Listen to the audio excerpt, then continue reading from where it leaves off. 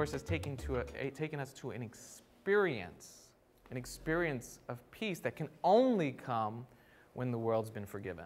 And forgiveness is nothing other than to overlook, to atone, to correct. And so the purpose of the world now becomes a place of correction. That's it. The world is nothing other than an opportunity to forgive. I surely had an idea of forgiveness when I started the Course, only to realize that, wow, it even goes deeper than what I thought it was.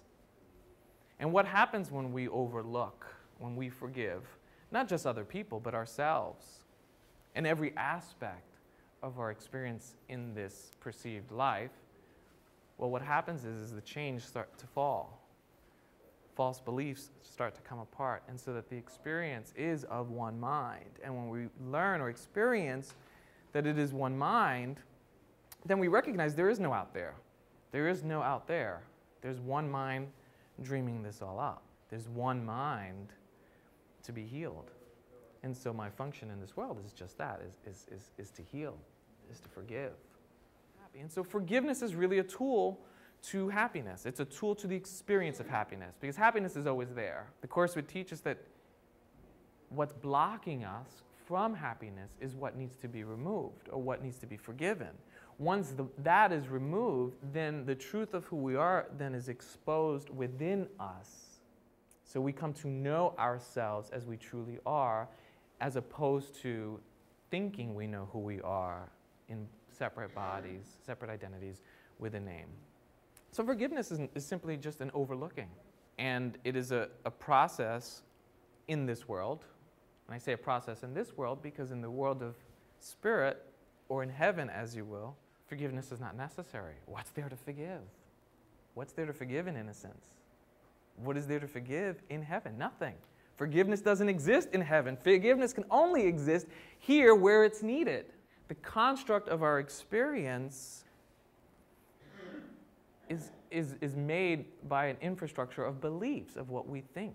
When we use forgiveness, or forgiveness becomes a tool to erase those beliefs. Let me erase this idea. I want to know my truth. I want to know the wholeness. I want to know source. I don't know it yet because I still have this experience in this world, but I'm ready to know it. And so the practice of forgiveness becomes a vigilance for love, a vigilance for God. And as I forgive and love, forgiveness, overlooking something will reveal to me love, the truth. And as I do that and as I extend that, then I am reminded of the love that I am.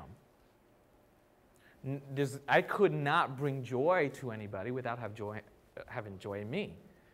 So the more I extend love, the more I extend joy, I am reminded of the truth of who I am. So in truth, I'm doing it from a very selfish standpoint. I'm loving to know myself. I'm forgiving to know myself. Of Course in Miracles, one of the lessons is I am a minister of God. I'm a minister of God, meaning I'm a minister of love. It has nothing to do with a job title or what I actually do.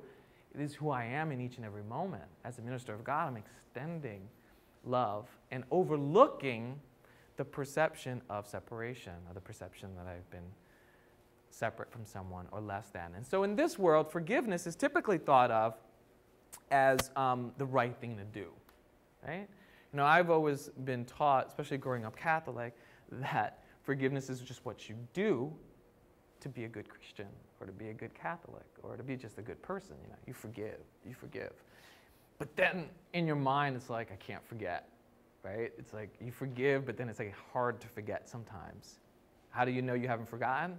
Well, in my case, when you see an X, and all of a sudden it starts to stir up anxiety within you, you know, someone you've been in a relationship with, like, oh, I haven't really forgiven him because I still kind of feel this, but I have given him.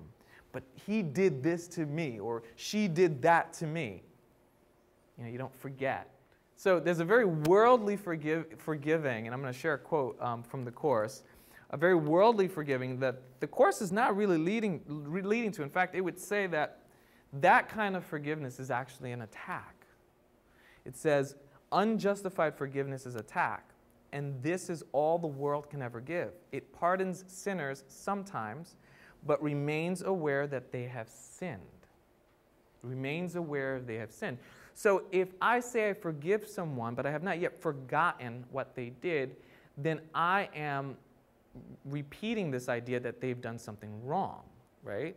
So I'm still seeing illusion because I'm still seeing separation. I'm still seeing that outside in the world, something can affect me. Something can be taken away from me. There can be a perceived lack in me if I see sin in the world. And so the world's version of forgiveness is, let me do it because I'm a better person. But the Course would say, forgive your brother for what he did not do. So the Course is leading us to a place of recognition that this is a dream.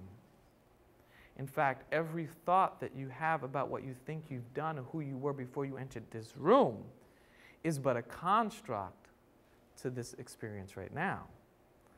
And so when we come to recognize that those thoughts are merely just that, and that they're thoughts, then we can forgive at a much deeper level, because now we can recognize the illusion out in the world. We recognize someone else's innocence, and by recognizing someone else's innocence, we recognize the innocence within ourselves. You know, it's easy to say the world's illusion, and you hear this term a lot, the dream, in metaphysics. You know, people talk about, oh, it's all illusion, and certainly the deeper truth is that it's all illusion. But I want to make it also clear that the Course says that illusion is just as real as in its effects as is the truth. So if the illusion is just as real in its effect as the truth, then it feels quite real. But despite that sense and feeling of being real, it is unreal. And forgiveness is basically that tool to help us reach a state of mind where we recognize the unrealness in the world. Of Course in Miracles, Jesus says, I am no different from you. That which I have comes from God. The only difference between me and you is I have nothing else. That leaves me in a state that's only potential in you. So what he's saying is basically, look, we're the same. I'm just not carrying the baggage. I'm not carrying the baggage of a past. I'm not carrying the baggage of an anticipated future. I'm not carrying the baggage of guilt. And so in that, he's basically saying we can reach a state of mind like his. What is a state of mind like his? But peace and happiness.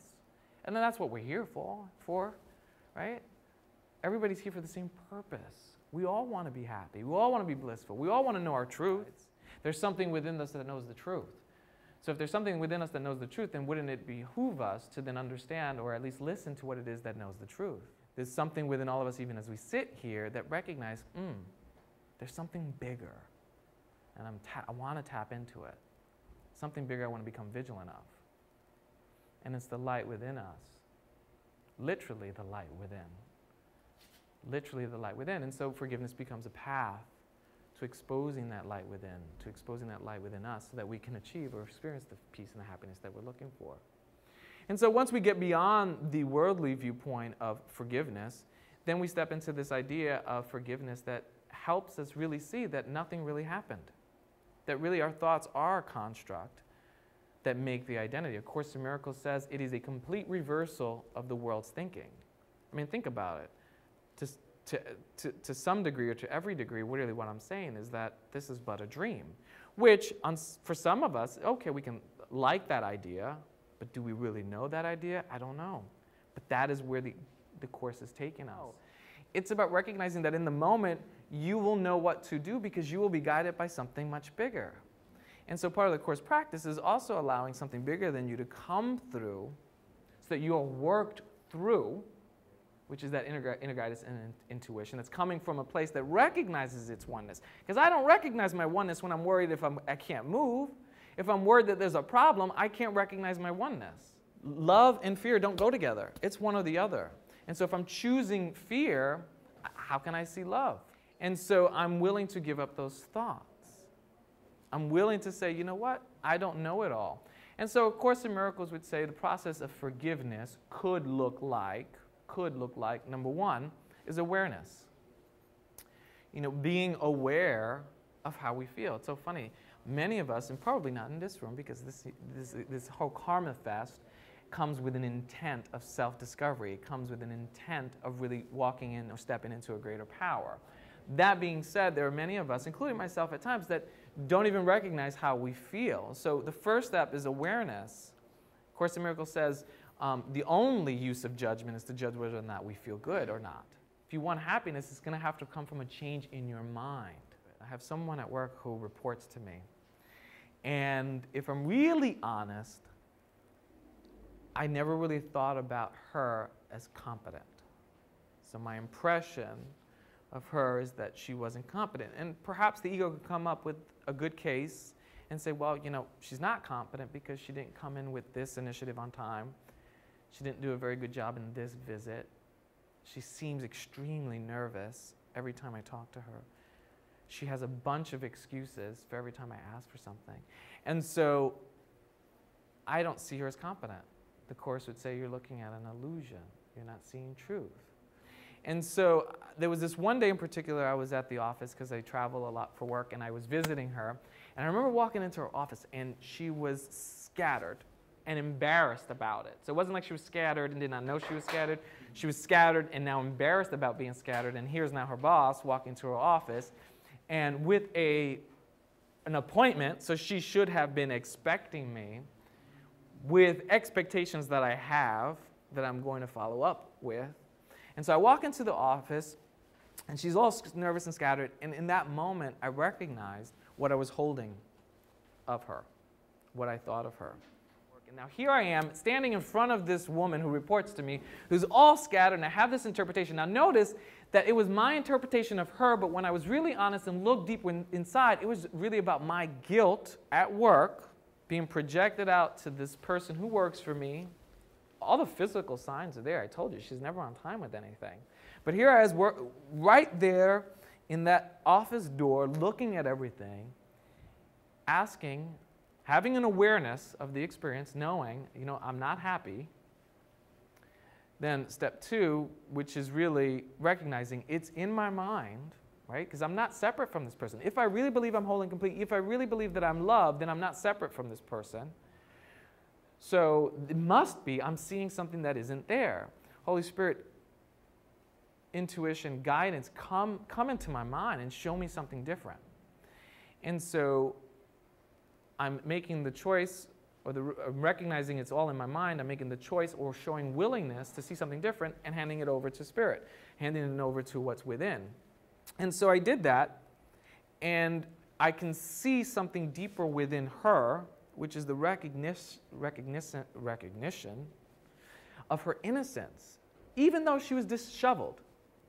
And it kind of brought a little joy to me. It was like, oh, I can see and relate to this person. This is within a few seconds or whatever. Actually, there's something very beautiful there. Not in the physical eyes, just like a connection of like, wait a second, that's me. You know, I may not be showing in form my disheveledness. It may not be seen in my office. It may not be seen in my work performance. But I tell you, it's going on in my head. The only thing that's really happening is now what's going on in my head is showing up in physical form. Now, I can make her wrong. But if I make her wrong, I'm making myself wrong. Or I can forgive her and recognize that her innocence is there. And then all of a sudden, and this is where the miracle comes in, and it's like, you know, as miracle workers, the Course would say we're there to forgive, extend love. The miracle is in the shift in perception, and all of a sudden she became relaxed. It was as if I stood in my conviction of her innocence enough so that she became aware of the innocence with her. And the entire experience transformed. The transformative power of forgiveness comes when I can see others as what they truly are, which is love, whole and complete. And in that experience, we connected. And she kind of opened up, and she told me how she felt. The walls were broken. She wasn't pretending now to be all organized. And in my job, there was just to be like, it's okay. It is okay. Who cares, really? I work for a company that sells dresses in malls. Who cares? Really? And so that was transformed. But the beauty in that wasn't just that. It was then I'm now released. By seeing the innocence in her, I see the innocence in myself. You know, Jesus walked the earth and, you know, healed people, created miracles. He did that not because he saw the disease that the person had. He did that because he still stood convicted in the person's Christ-like qualities. He was able to see the Christ in them that is incapable of being sick with such conviction that they saw it in themselves, and so their mind was healed, which manifested the miracle, or which then becomes the miracle in which they are not sick. They were never sick. It never happened. Truth is now revealed to them and then expressed or reflected back in form, which is gone as the disease. And so that's what this is all about. It's about a shift in perspective, in which case we see only miracles in the world because we are forgiving in the world.